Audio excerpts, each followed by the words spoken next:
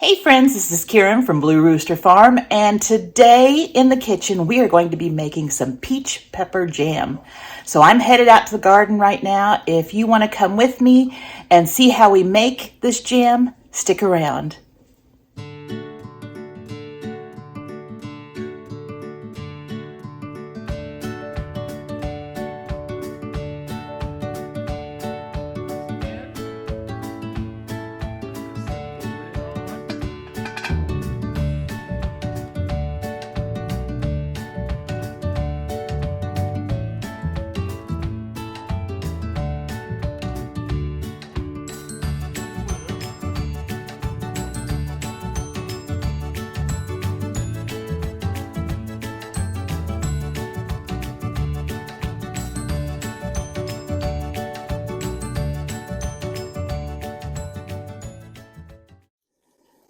Well, here we are out in the garden getting ready to grab us some jalapeno peppers.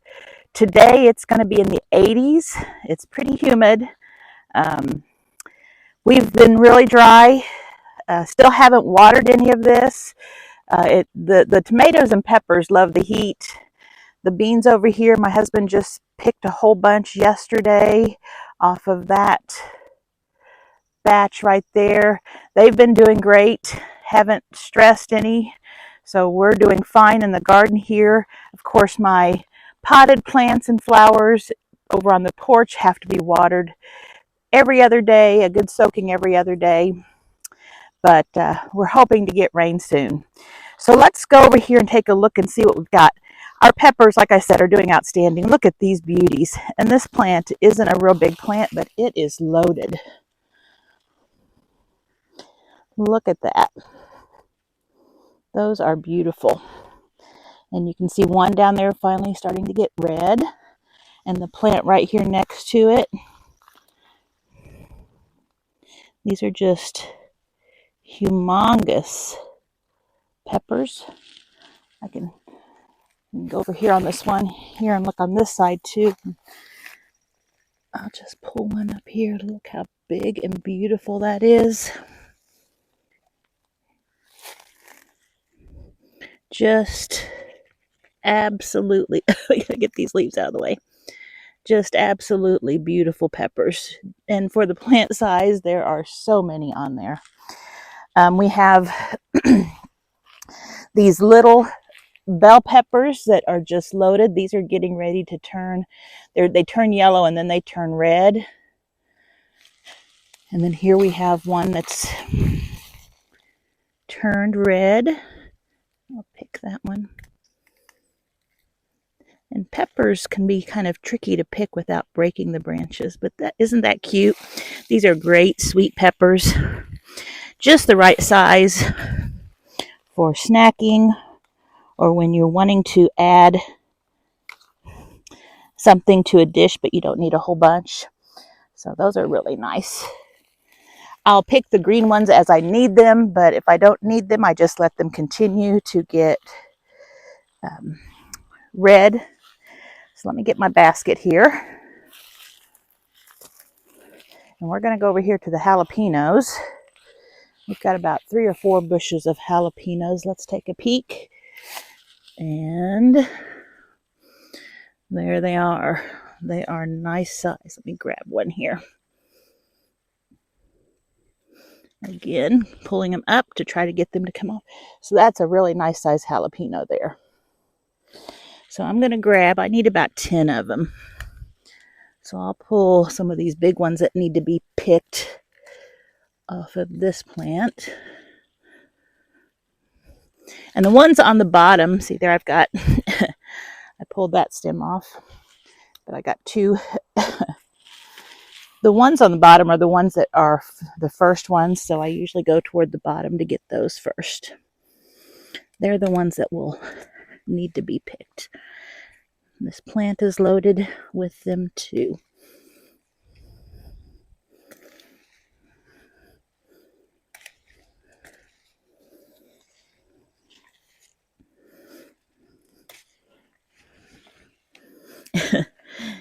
Sorry that you can't see very well. It's kind of hard to pick and hold the camera at the same time. So there's some more, and I'll pick a few off of this one just to kind of give them all a little bit of a picking.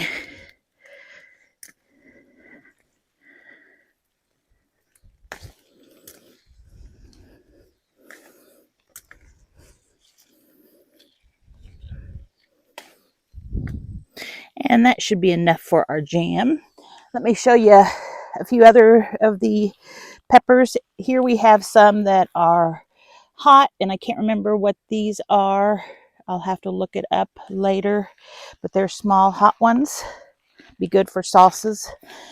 And then here we have some, let's see, oh, we've got a big one getting ready to turn red right here. We've got lots of big ones. Again, sorry about the video. Just tons of them down here. These little plants are just loaded. Apparently, we've got the right nutrients in our soil. It is making wonderful peppers. I've got to show you these banana peppers over here too. We've got lots of plants of banana peppers, but this one is super long. This is called sweet pepper poivron bananarama. This one right here. And look at the size of these. Let me pick one or two. I don't know if I can even get the whole thing in the camera. Those are just huge. Well,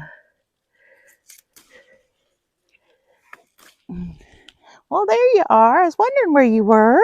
Didn't hear me out here, did you? So we'll put those in as well. Here's another plant down here. Get a few of these off before they start turning.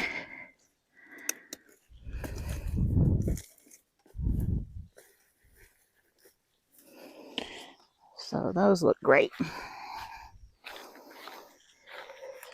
Now, I'll show you the tomatoes. We got a little bit of leaf curling from the heat today, I think. But you can see our aromas are just loaded, and they are getting ready to, I've been picking on them, but they're ready to burst. Look at this over here. Look at this plant. Is that a ton of tomatoes or what? Just a ton. And so we are going to be up to our eyeballs in tomatoes soon. And you can see how big and giant our tomato plants. We just have a wall right now of tomato plants right over here. And this is like going through a jungle to pick.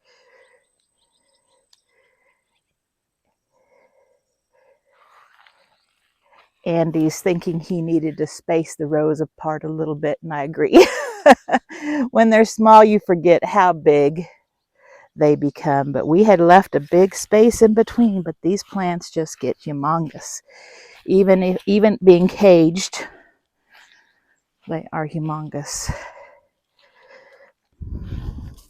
And there's our row that we go through to pick them. So it's like a jungle. I just see a nice yellow one or orange one here. I'll just pick it. Isn't that pretty? Again, no pesticides, nothing.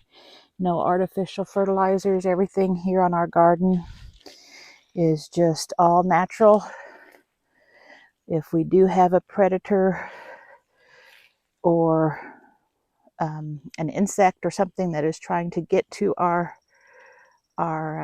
insect or our fruits, we pick them off by hand or try washing them off with the hose, or maybe a little bit of Dawn soap in a highly diluted solution. But we always plant more than we need, and that way if we do have something that starts affecting our crops, we'll get plenty.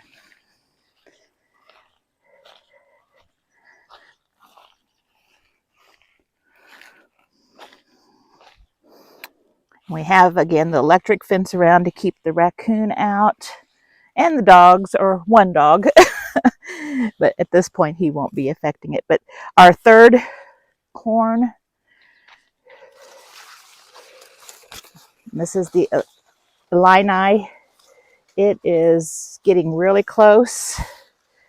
I just finished freezing a bunch of that second corn, which was bodacious, and it was really good. And this looks like it's doing really, really well too.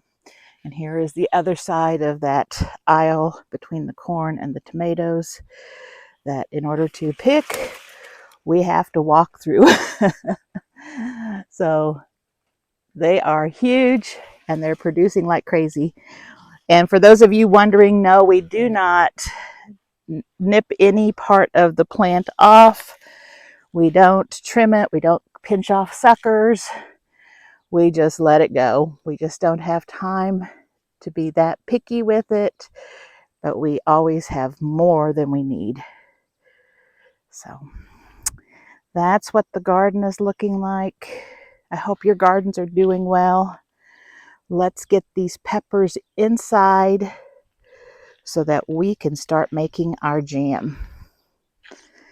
And it's nicer inside. So there's your view.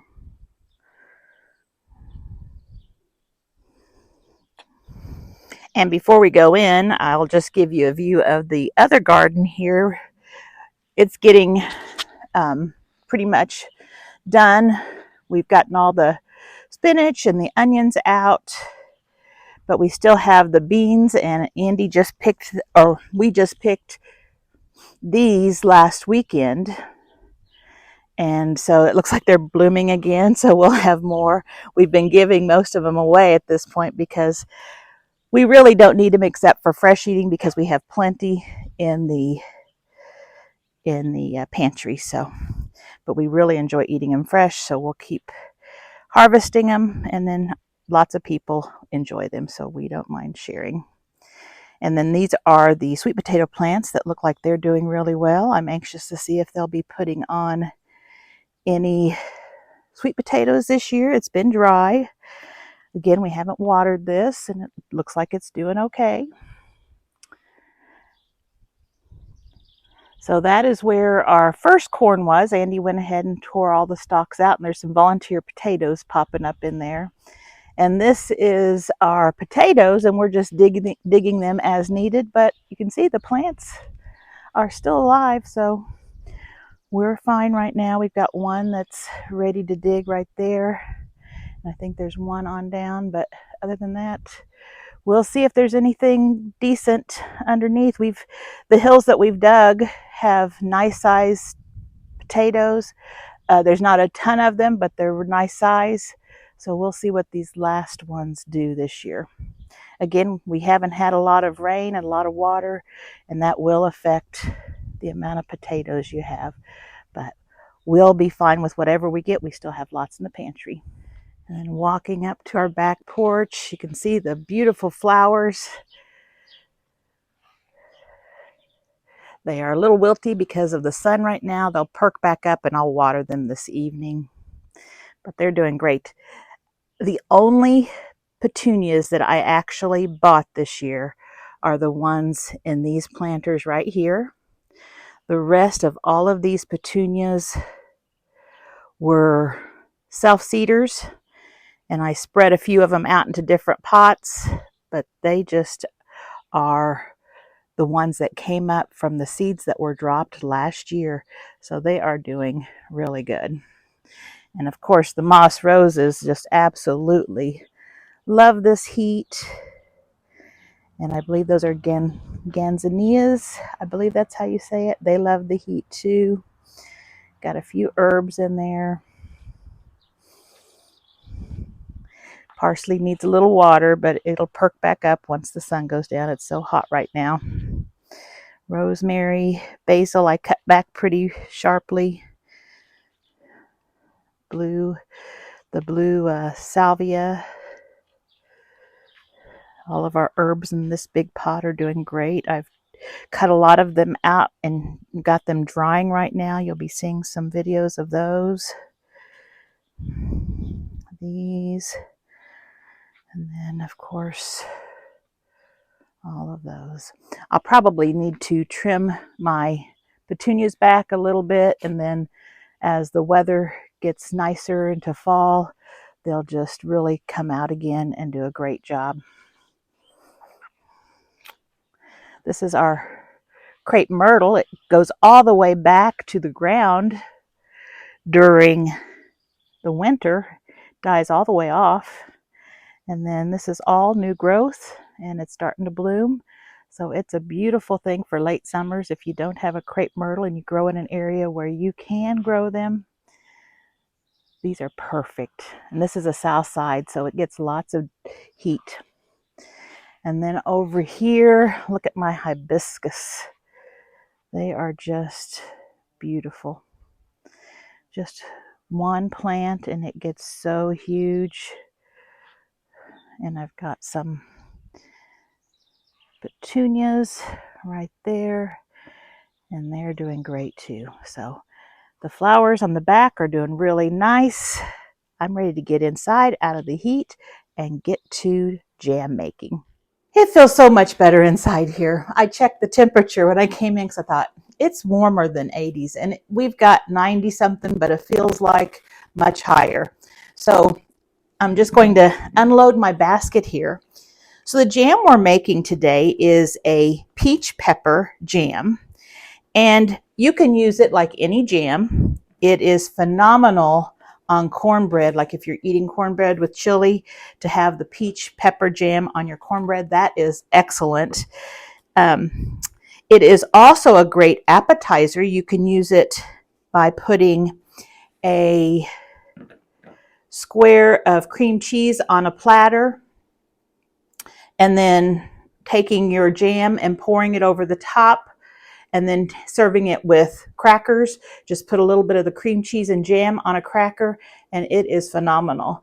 And it's so easy when you need that quick appetizer or quick little food item to bring to a gathering.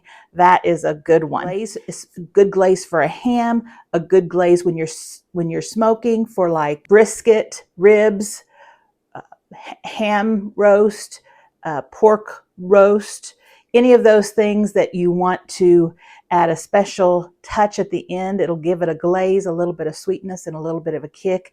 Really good. That's how we like to use a lot of ours. But there's a lot of uses for it, and if you haven't made it before, you should give it a try and see what you think. So I've got my things that I've gotten out of the garden all together, and again, here are those phenomenal sized banana peppers. These are just huge. Those will be great to cook with. We had 3,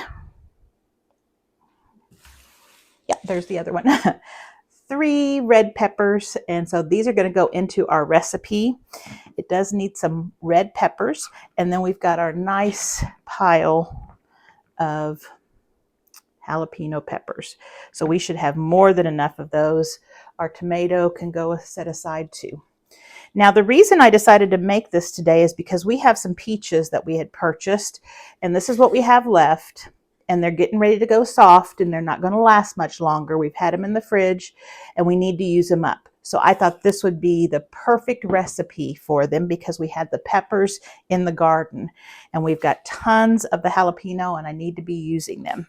So this one's going to call for 2 cups of finely chopped peeled peaches. So I should have just the right amount right here. A cup of finely chopped red peppers, and this of course is not quite a cup, so I'm going to have to get some out of my freezer. I've got some chopped peppers in my freezer, just don't have the red ones out in the garden yet. And these are basically, you could use green ones without any problem, but this is just making it pretty. And then you'll need a cup of finely chopped jalapenos. And so it says about 10. These are so much bigger that it'll probably take fewer than 10 for a cup for me. I'm going to just cut the tops off, keep the seeds inside, put them in a food processor and process them to a nice fine chop. The same with the peppers. The peaches, I will just peel by hand. I'm old school. Peel by hand, then chop them up or slice them and put them in a bowl, then chop them up so that they make nice chunks for a jam. And so I'm going to get all of these things prepared, and then I'm going to bring you back. So I will see you just in a few minutes. I have everything chopped up and prepared. As I was chopping, I went ahead and did my peppers first, and I got a cup of the jalapenos and a cup of the red. And then I did my peaches, and I realized I actually have 4 cups of peaches, so I can make a double batch because I had plenty of jalapenos. So I went back and processed some more red peppers and jalapenos.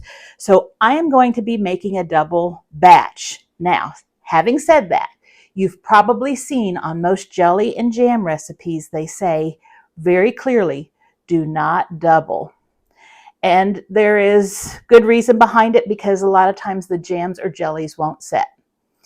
But having said that, if this jam or jelly doesn't set, it's okay with me because it will still be chunky and it will flow down the sides of the cream cheese and work just fine. I'm also using bulk pectin, so I can add a little extra. Instead of having 2 boxes of pectin, I can do 2 and then a little bit more to help it become more of a firmer texture. But again, if it doesn't turn out to be a firmer texture like jam, it's not going to bother me. Now, you can do whatever you want. I would suggest you stick with a single batch, especially if you're new to making jams and jellies. But I need to use up these peaches, and I need to use up some peppers, and I know we'll use this in whatever shape it is, even with glazes on the pork and the beef and all that. You know, it's fine for it to be liquid and loose. On cornbread, it's fine for it to be more of a syrupy type.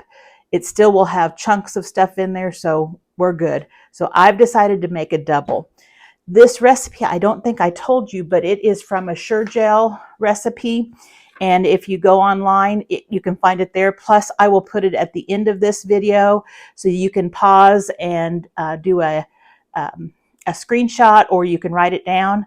Or in a couple of days, it will be posted on my Facebook page, Blue Rooster Farm, and just go there, click follow, and you'll have the updates as I add things to my post. But I will usually post within 2 days the recipe, so you can find all of the recipes there. Your jars do not need to be sterilized. They just need to be washed and cleaned with hot soapy water. Your bands and your lids don't need to be sterilized. All of that is going to be sterilized in the canning process. This requires water bath canning or steam canning, which I do, steam canning. And they will both be, let me see what the time was. You're going to process 10 minutes in your water bath or your steam canner. Okay, so let's see what we need to do. So we need to put all the peaches, and I was just giving it a final chop. These will cook down somewhat, so I don't mind having big chunks. And this little chopper right here is really handy. So if you need a handy chopper for chopping fruits when you're making jams, I suggest this. It also is a great thing for making biscuits.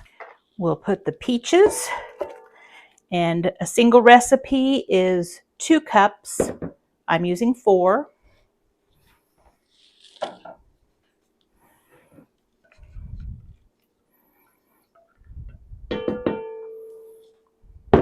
We'll put the peppers. Single recipe, 1 cup of red, 1 cup of jalapeno. I'm using 2 cups of red, 2 cups of jalapeno. And just to remind everybody, when you are chopping jalapeno peppers, you may want to wear gloves because they can get on your skin and be very painful. My husband was chopping lots of jalapenos and hot peppers one year, did not wear the gloves, and he was up all night with his hands burning, trying every solution he could think of.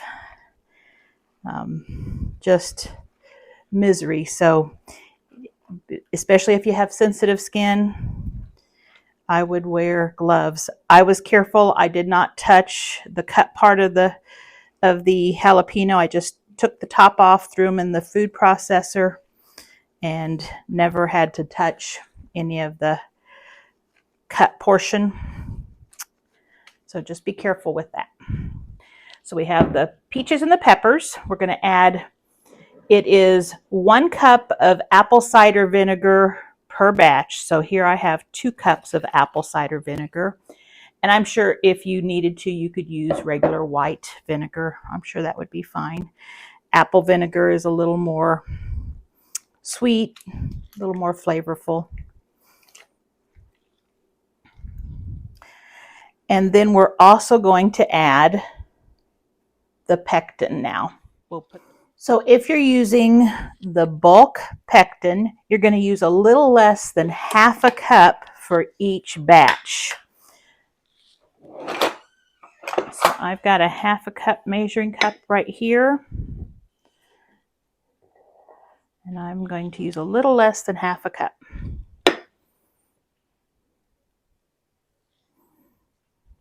I had the back corner empty on that, so if you couldn't tell that I was doing a little less. So I'm going to mix this all together, and it's really pretty right now. It's orange or peachy, green, and red. So what you're going to do is put this on the stove. You're going to bring this to a full rolling boil, one that doesn't stir down. You can't stir it down, it still boils. If you can stir it down, it's not there yet. So once it comes to a full rolling boil that can't be stirred down, you're going to add your sugar all at once. Now, 1 batch takes 5 cups of sugar. This is 2 batches. I've got 10 cups of sugar, and you're going to want to have that ready to go and pour that in, because once it's boiling, that goes in. Then you're going to bring it back to a boil, and you're going to boil it for exactly 1 minute. And when 1 minute is up, you're going to remove it from the stove, and you're going to ladle it into your jars immediately. So I'm putting this on the stove. I'm going to get it to a full rolling boil, and I'll bring you right back. Okay, I think we're getting to the point where it is a full rolling boil. See, I stir it, it's still boiling. So we're ready to add the sugar. Remember, have your sugar all measured out so you can add it all at once. You're going to add 5 cups to a single batch. I'm going to do 10 cups to a double batch, and hopefully it will fit in here. Otherwise, I'm going to change pans.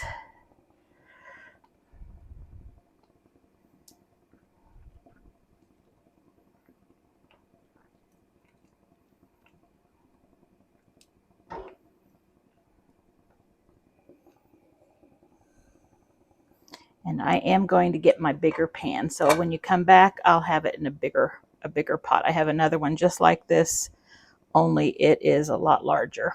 I switched pans, and I'm glad I did. It was really easy because it had cooled down with the addition of that sugar, so I wasn't throwing something super boiling sugar hot. I think if I had left it in that small pan, it would have boiled right over. So we're in good shape now. It poured right into this pan and no problem. So we've got this going. It's going to come to a boil, and as soon as it comes to a boil, we are going to take it off. Now, it does say that you can add a half a teaspoon of butter to each batch to help with the foaming. And so I will probably go ahead and do that. In fact, I think I'm just going to add a little bit of oil. I just usually use a vegetable oil, so about a teaspoon for a double batch. And that will help with the foaming. You don't want to add too much because that'll affect your quality and the ability of this to stay fresh preserved. So we just want to add just a tiny bit, just because that oil will float to the top and kind of keep those bubbles at bay. So let's just get this back to a rolling boil, and when it's boiling, we will start putting it into jars. So I've brought you back for just a minute because the jam is just about ready. It's just about ready to come to a boil, but I wanted you to see what you should have prepared for when that is ready to bring over to fill your jars. You need to have all your jars set out nice and clean. You need to have your rings. You need to have your lids all clean. And you'll need a ladle, a funnel, and I just had a funnel. Let me grab my funnel. You'll need your funnel and a little stick or something that you can debubble with. This won't need a whole lot of debubbling because it's going to be pretty liquidy and there's not big chunks that are going to have gaps of air between them. So, but we'll still give it a little swirl with this. And then you're also going to need a little bit of white vinegar to clean the rims off with the paper towel because it's going to be sticky and you want to make sure your rims are clean when you put your lids on. That way they will seal. So I've got everything set up. We're just waiting for our jam to come back to a boil.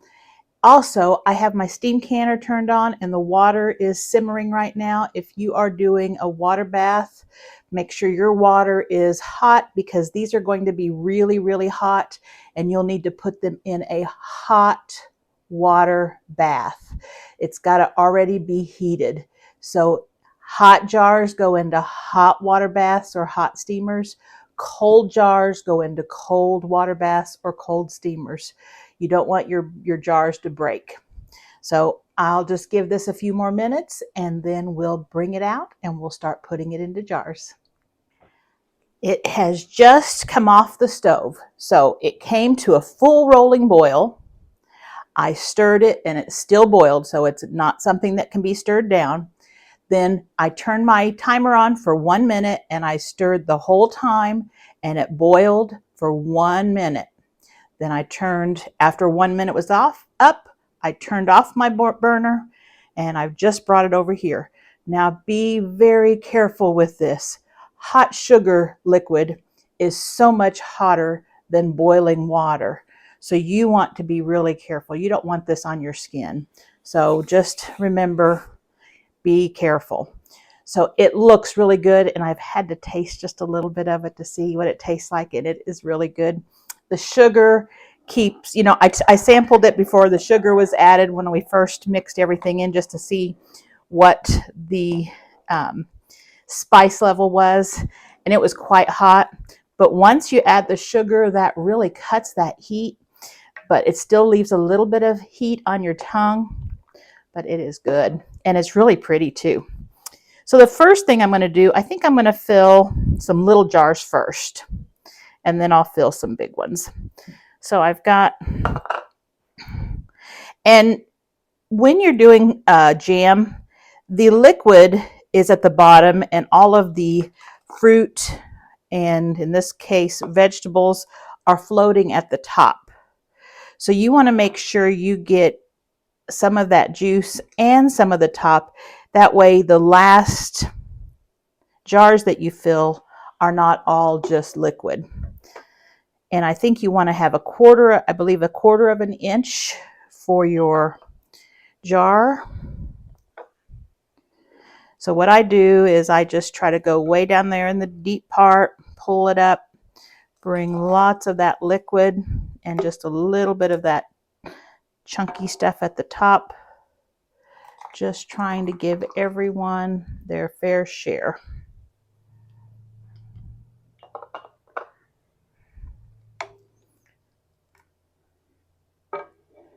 So I'm going to go ahead and get all of these filled, and then I'm going to bring you back and we're going to show you how we get the lids on.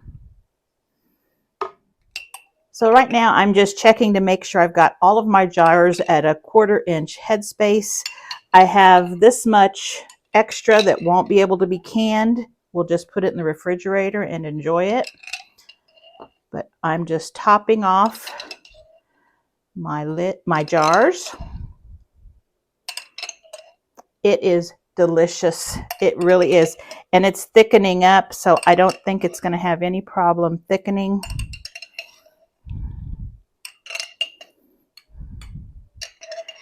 Boy, by the time I top all my jars, I might not have any to put in the refrigerator. I'll have to save just a little.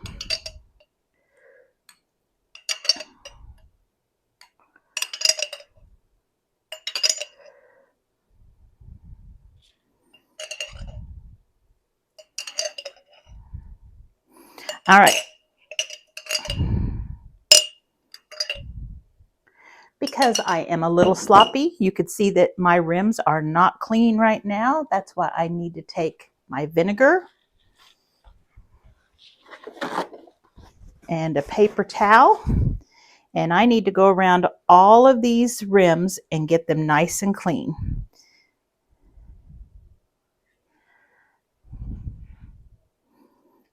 So we'll just speed this up so you don't have to sit here and watch me.